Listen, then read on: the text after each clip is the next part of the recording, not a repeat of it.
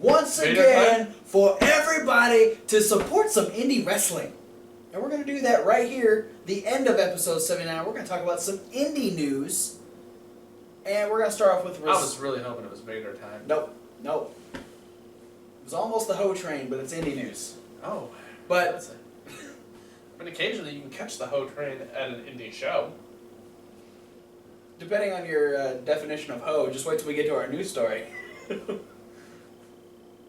Yeah? Alright. We're going to start off with results, of course, and we're going to start off with AIW's Keep the Change, you filthy animal. Absolutely. That happened on Friday the 18th. It did indeed. In Cleveland, Ohio, where they're almost always at for AIW. Absolute Intense Wrestling. It's Cleveland-based. It's their usual place. We had a 4 corners tag team match where Dudes on TV, represented by Matt Cross and DJ Z, defeated Flip Kendrick and Facade, the Beaver Boys, and the Nation of Intoxication. Nice. We had the Intense 6-Way Championship match where Jerry defeated Gregory Iron, Shania Sita, Davey Vega, Cloudy, and Rex Brody to become the new Intense champion. Wow. We had Team Johnny defeat Team Candice in the 10-person tag match. If you watch the little drafty thing that happened, you know who's on the teams. Lewis Linden defeated the Amazing Red, feather in his cap. That was good. In the 3 levels of hell, Eddie Kingston picked the first fall in the normal one-on-one match against Prohibition with a roll-up very shortly after the match started. In the street fight, Josh Prohibition picked up the fight using the drunken driver onto a chair. Nice. And then in the finish, in the last man standing portion, Prohibition ended up picking up the win, taking Kingston out with a superplex through a table. Yeah, that'll do it. And then in the AIW Tag Team Championship match, Hot Sauce Entertainment defeated Team 2 Infinity to become the new AIW Tag Team Champions. 2 title changes already. 2 title changes so far. And then we had Ethan Carter III defeat Chuck Taylor. We had Buckhouse Bunk and Jock Sampson defeat Nick Justice and Marion Fontaine. And in the main event, Ethan Page retained the Absolute Championship over Tim Donst using a fireball. Kudos to Tim Donst for showing up and wrestling a match after being in a car accident. Yes. Because he's a beast like that. And that's just a week after the flippin' I Quit match with Joe Gacy. Yeah. At Cage of Death. Tim, 2015 has challenged you, and you've kicked it in the nuts. Tim Donst kicking 2015 in the nuts. Hashtag Karma Club. Yeah. That's what I got, but I know you have some Ring of Honor, because you go and talk about Final Battle. Yes, Final Battle was also on the 18th. Final Battle finally happened. Yeah. Woo! I get so high. Final Battle, Tell me what happened on Ring of Honor. I wanted to go into goofy voice and be like, thanks, Mickey, and I decided to go against it. Gorge. Alright. So in the YouTube exclusive match, we had Cheeseburger pick up a win in the grudge match against Brutal Bob Evans. Congratulations, Cheeseburger. God, skinny black guy, big ugly fucking white guy. And we move on to the main card. We got Mr. Wrestling 3, who sounds eerily like Steve Corino joining Kevin Kelly at commentary. Well, Steve Corino trained him in True. commentary. He did say that Steve Corino gave him all, like, he was able to use all of his catchphrases as well.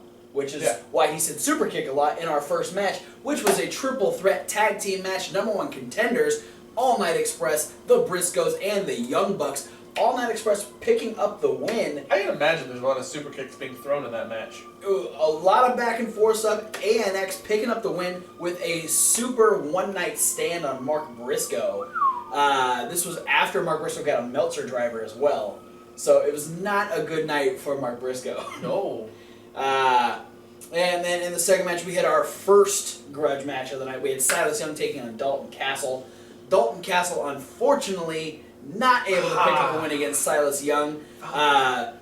He was going for the deadlift German, and while Silas was still grounded, he grabbed one of the boys and pulled him into the ring at the same time. The weight was too much for Dalton Castle. Dalton Castle had to back off. Dalton Castle came running at Silas Young and ended up hitting the boy instead, which distracted him. He got booted in the side of the head, got hit with misery, and Silas picked up the win. Silas would then continue to beat down Dalton Castle afterwards, telling him that he has to call him a man. Dalton refused, so Silas gave each of the boys a chair and said, if you don't call me a man, I'm going to sick the boys on you. And he goes, all right. You are a man. You're a foolish man, because those are my boys. And the boys whooped the shit out of Silas Young with the chairs. Dalton Castle hit him with the bangarang, and the boys are safely back on Planet Peacock. I like it. So it was a good night. Happy ending after all. Yeah. Alright. Then we had the #1 contenders match between Moose and Michael Elgin. What? This is officially #1 contenders. The winner will face the winner of AJ Styles and Jay Lethal at the end of the show. Lots of physicality, lots of athleticism.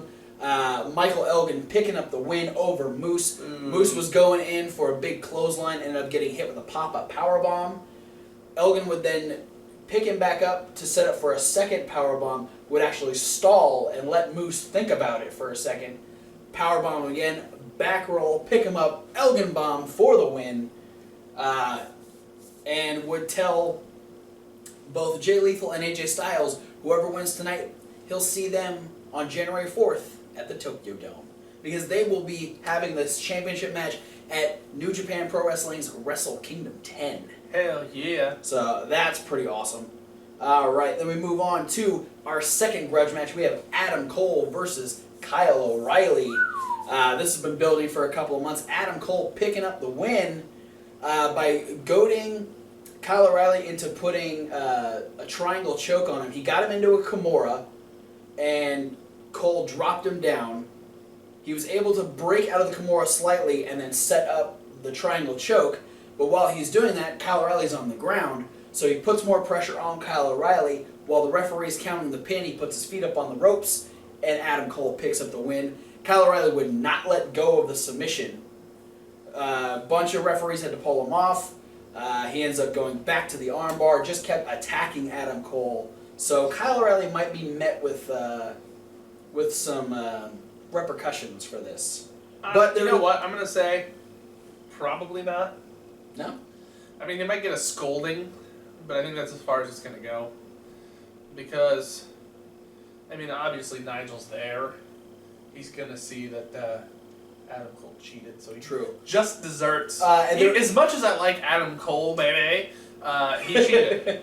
There was also a really good usage by Adam Cole, because Kyle O'Reilly had the Kimura on him earlier in the match, and he held his own tights to stop Kyle O'Reilly from locking in the Kimura more. Oh. So using the elasticity of his tights to stop the Kimura from being locked in. So that's crafty. Very brilliant on the part of Adam Cole. Then we had our 6-man tag team match where Alex Shelley, Matt Sydal, and ACH picked up a win over Chris Sabin and The Addiction. Holy cow. There was no real face-off between Sabin and Shelley, which is what kind of built this match, so they'll probably have a match in the future. I can imagine between the fact that there was Sabin, Shelley, Kazarian, Daniels, and Sydal. And ACH. Yeah, I mean, those five particularly have had a lot of history with each other. TNA X Division. So I bet that match was like pretty rapid fire and pretty flawless. Oh, yeah. And then you add ACH into it, which just ups the. It gives it a little youth boost. Yeah. Because he's younger than the other guys. Yeah. Pretty significantly, I think. I think Sabin and Shelley both have close to 10 years on him. Wow. I think. I could be wrong. But yeah, Shelley ends up knocking Sabin down, allowing ACH to hit a 450, and Sydal finished it off with a shooting star press, and the Faces pick up the win. Then we have our first of three. We have 3 title matches back-to-back finishing off this show. Tag team championships. Nope, TV title first. Bobby Fish looking to take the TV title off of Roderick Strong, saying that Roderick Strong has made it a consolation prize because... Don't let him do it, Roddy. Saying that the only reason he won was because he couldn't beat Jay Lethal for the ROH World title. Roderick Strong would retain the TV title. That's right. Make your guess, Roddy. More brilliance. You'll appreciate this. Bobby Fish had Roderick Strong in the knee bar, and so the referee was looking at Roddy. Roddy actually turned around and tapped out on his outside leg where the referee couldn't see, or didn't tap out on his leg. Tapped out on Fish's leg. So Fish saw the tapping. The referee was there, assumed that the match was over. The ref's going, "What are you doing? You didn't win," and that allowed Roderick Strong to get back up on his feet, hit a sick kick and the Strong Breaker to retain the TV title. You know, that's a little heelish, but very crafty. Yeah. A brilliant way to not only get out of a submission, but also cause a distraction, allowing you to pick up the win and retain your title. Now tag team champions. First, we had Veda Scott come out and say that they have reached a settlement with ROH, and so in 2016, you'll be seeing a lot more of Veda Scott and Cedric Alexander. I want to see a lot more of Veda Scott. Then we had the tag team title match. Tag team title match? Tag team title match. Yes. Where the Kingdom were defending their ROH tag titles against War Machine. They looked to get the advantage early on by hitting Hansen with one of the titles before the bell rang, and hitting the assisted spike pile driver on the outside to row before the match even started. War Machine was able to come back. The match wasn't very long. Bennett ended up getting buckle bomb style power bomb against the barricade. Ooh, ouch. And then got thrown back in the ring and hit with Fallout and your new Ring of Honor Tag Team Champions, War Machine. And unfortunately, it seemed that Taven was injured at the end. He was limping around. He wasn't involved in the finish at all. Reports right now are that he may have a torn LCL, but there's no official confirmation on that yet. But yeah, he was looking a little worse for wear towards the end of the match. Might be one of the reasons why the match was so short. Probably. All right, and then just before our main event, Kevin Kelly would send Mr. Wrestling 3 to the back, saying that there was going to be special commentators for the main event.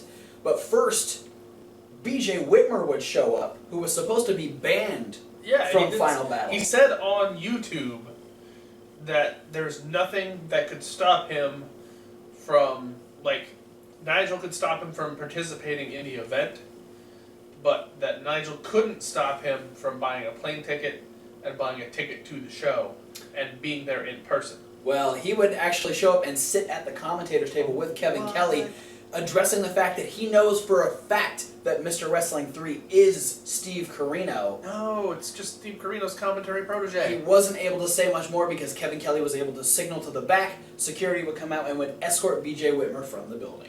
See, you should have just kept with your whole first plan of buying a ticket. Well, then he wouldn't have been able to be heard. He didn't have a microphone. Oh, I don't care. All right. Shut your face. Then for the main event, joining Kevin Kelly, we had matchmaker Nigel McGuinness and former Ring of Honor champion Jerry Lynn at ringside commentary. Hey. Three-man commentary team for Jay Lethal defending the ROH title against AJ Styles. Fantastic match. I think any company that has these two should always make them work together because they complement each other so well. If you ever have these two and they're not in a match together, you're morons. But Jay Lethal would retain the ROH World title. He'd escape the Styles Clash and turn it into a Cradle Pile Driver, which was Jerry Lynn's finisher. Yeah. And then for insult to injury, he would hit the Lethal Injection for the win.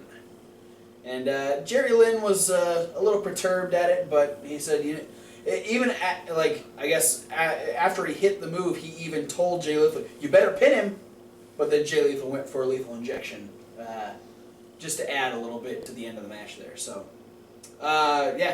crowd seemed to enjoy the whole show. Lots of great matches, and this is the time where I'll tell you, click to the time below if you don't want spoilers for this coming Wednesday's episode of Ring of Honor, because I already watched it.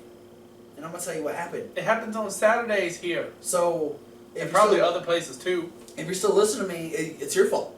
Yeah, if you don't want to know what happens, shut your ear holes or click forward. Yeah. We open yourself in the Tight. We open up with a rematch from a couple weeks ago between Will Ferrara and Caprice Coleman. Oh, Caprice Coleman is a little upset at the fact that Prince Nana gave Will Ferrara an envelope the last time they had a match because Caprice was thinking that he was the only one getting them. And he would say that he says that his mail will always.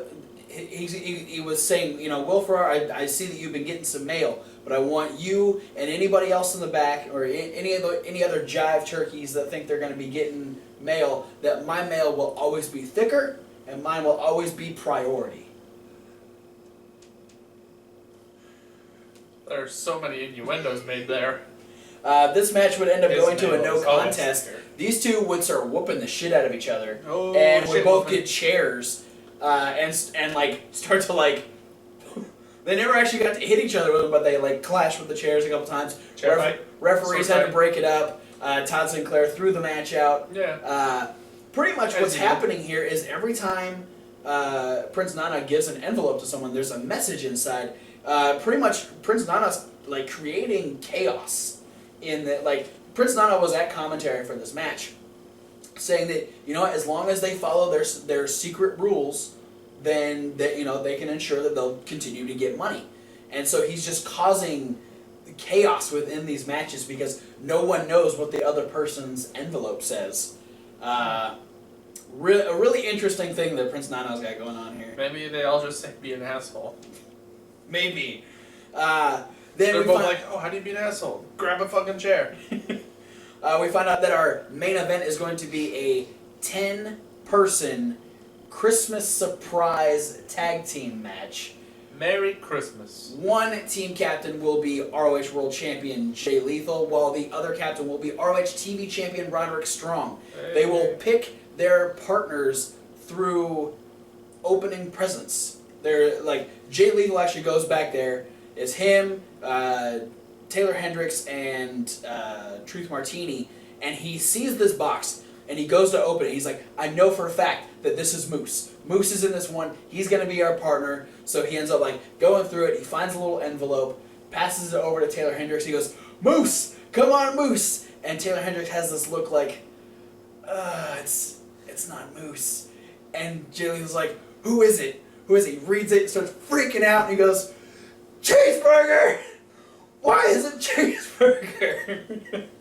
That's the only present we actually see opened, but it was worth it because that promo was hilarious. Cheeseburger is like Moose if you took all the Captain America drugs out of him. He is Steve Rogers. Yeah. Steve Rogers, pre-transformation. Yeah.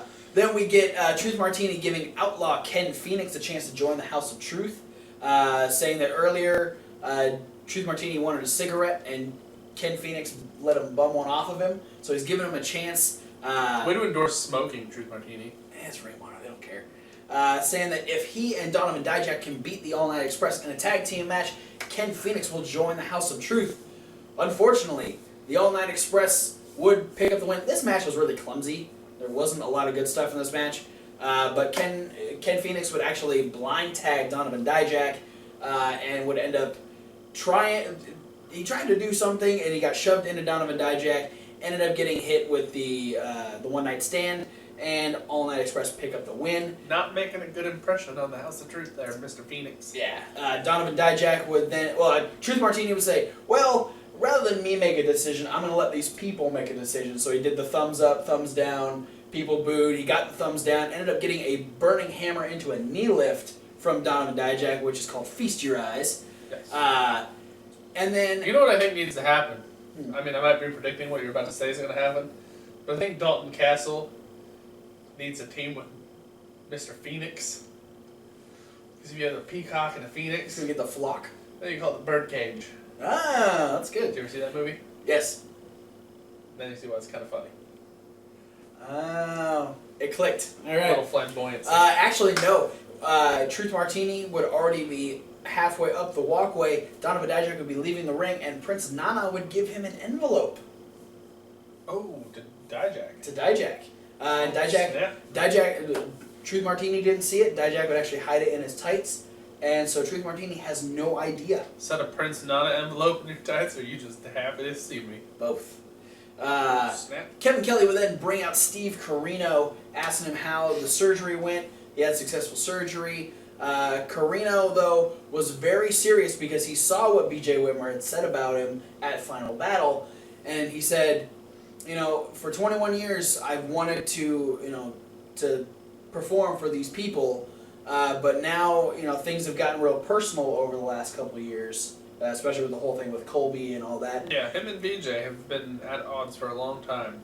And he said that one day this neck brace is coming off, and B.J. Whitmer, you have to pay for your sins. It's one of the few things I'd ever thought I'd hear myself say is that Steve Corino hates BJ. God. Oh, you're terrible. All right, then we had our Christmas surprise 10-man tag. All right, who's in these? All right. Who were their presents? Team Strong came out first. Roderick Strong, followed by Cedric Alexander, Mark Briscoe, Moose, and Matt Jackson. Okay. They would be taking on Team Lethal. This would be Jay Lethal, Cheeseburger, Adam Page, Cliff Compton, and Jay Briscoe. Oh, Briscoe's on opposite sides. Yes.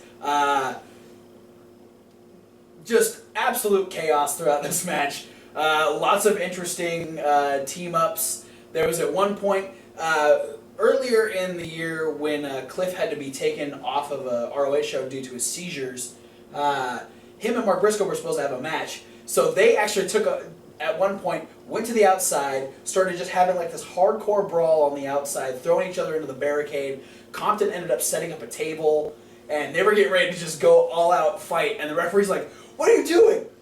Leave the table alone. Get back in the ring." And so they were like, all right. So they got back in the ring, started wrestling. Cheeseburger was taking on just multiple people at a time. Oh God, who was it? Cheeseburger. Okay, so it was Roderick Strong tried to give him a back suplex. He reversed. Matt Jackson tried to give him a back suplex. He reversed. Moose tried to give him a back suplex. He reversed. And then he was taking all three of them on at one time. Cheeseburger was on fire in this match. Flame broiled. And then, so towards the end, we just have all these, like, people getting super kicked and people getting finishers and all kinds of things. Compton ended up getting shoved off the top rope through the table that he set up earlier in the match. Roderick Strong hits Page with a knee strike, the Strong Breaker, and Mark Briscoe hits the Froggy Bow for Team Strong to pick up the win. All right. Fantastic and all kinds of hilarity. A great match. And that's all I got for Ring of Honor. So we're going to move on to, I'd say, news stories. But let's be real. There's only one story that matters this week. Hawk, what is that one story? Independent professional wrestler Joey Ryan. Recently, there was a clip of a match that he did in Japan. Oh. That went viral. So big. So strong. In a match with this other super flamboyant Japanese wrestler, something Dino. Yeah. I can't remember his first name. It also starts with D. But basically, we saw Joey Ryan use his penis as a fifth appendage to overpower his opponent. When you got incredible dick strength, why not use it to your advantage? And that clip went viral. It was on Facebook for weeks. It's been on, like, every news outlet has, like, at least referenced this story. I've seen the clip on TV, like, channel surfing. Yeah. Joey Ryan has actually reposted it at least a dozen times on his Facebook page from other sources. And it was so popular that even Rey Mysterio asked Joey Ryan for a picture because he liked the video so much. Because they're hanging out in Lucha Underground Season 2, so why the hell not? So, after all this publicity, Joey Ryan got a lot of offers from different companies and different promotions for endorsement deals, much the way Eric Cannon did with PBR. With PBR getting an endorsement. Joey Ryan basically wasn't interested in any of them except for one. And it made perfect sense to be endorsed by YouPorn.com, a free porn streaming site. Oh my god. Basically the YouTube of porn. Which basically means for Joey Ryan, career stability. Yeah. Because not a lot of independent wrestlers get endorsements.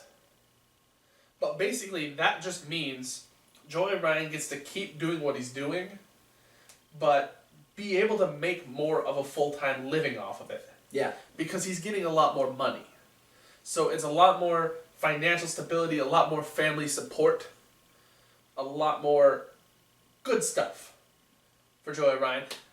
And for those of you who are wondering, no, Joey Ryan will not be participating in any of the videos on YouPorn.com. Damn it! He's being affiliated through a new part of YouPorn called YouPorn Sports, who are endorsing up-and-coming athletes.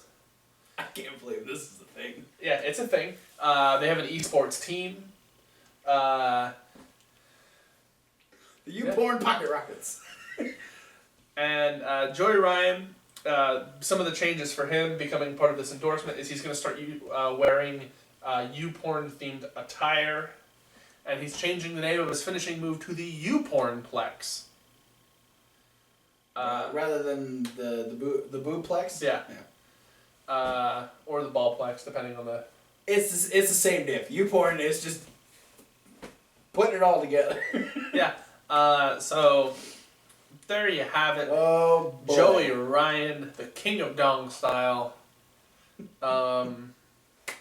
Fantastic. I couldn't be happier for you. And then, you know, he took to the endorsement so quickly that at the end of his first interview, when he was asked if YouPorn was his favorite porn site, without hesitation, he immediately responded, "Well, isn't it everyone's?" That is... It's brilliant. Yeah, and I mean, we're talking about, like, if you go back to when Joey Ryan was doing the Gut Check storyline in TNA. Right. And he had his little storyline for a while. It makes sense, because his slogan / storyline was around size matters. Yeah. And he's part of another team, unlike the world's cutest tag team, which their slogan is legalize sleaze. Yeah. Him and Kenny King. Yeah. So, I mean, he seems like the most perfect match for this endorsement, besides maybe Johnny Cockstrong, who I've seen do penis test of strengths before. Oh, the only thing that I think would make this even better is if he had a full-time manager in Val Venus. No, Val Venus is doing his own thing now. He's selling weed. Yeah, in Las Vegas or something. Yeah, something like that. Yeah. Something like that. He posts videos of himself rapping. Really? About weed. I did not see that. That's news to me. Oh. Maybe we'll have a link to that in the description. This is why we love wrestling. Absolutely. Congratulations, Joey Ryan. I can't wait to get the action figure now. I'm saying, when the action figure comes out through Figures Toy Company, you're going to see a lot of guys down here grabbing Joey Ryan's dong. Well, that's it for news stories. I have no upcoming shows, but I know you have some, so take it away, Hawk. Absolutely.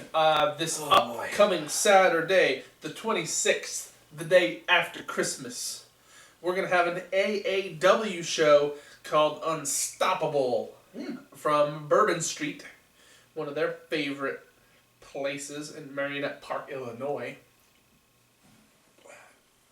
We've got a few matches announced.